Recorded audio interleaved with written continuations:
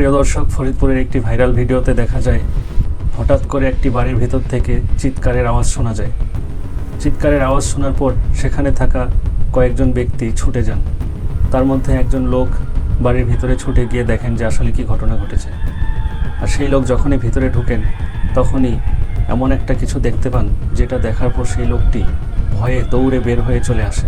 কিছুক্ষণ পরেই দেখা যায় সেই বাড়ির ভিতর থেকে রক্তাক্ত অবস্থায় খালি গায়ে বেরিয়ে আসে একজন মধ্যবয়সী লোক, যার কোমরের নিচে ছিল পুরো রক্তের বন্যা। সেই লোক চিৎকার করতে থাকে এবং দিশেহারা হয়ে এদিক সেদিক ছোটাছুটি করে এবং কি করবে তা ভেবে কুল পাচ্ছিল না। সেই লোক দুপুরবেলা বাড়িতে ঘুমাচ্ছিলেন। তার এই ঘুমন্ত অবস্থায় তার স্ত্রী তার গোপনাঙ্গ কেটে দেয়। আর গোপনাঙ্গ কেটে দেওয়ার পরে লোকটি এদিক সেদিক দিশেহারা হয়ে ছোটাছুটি করতে থাকে এবং চিৎকার করতে থাকে।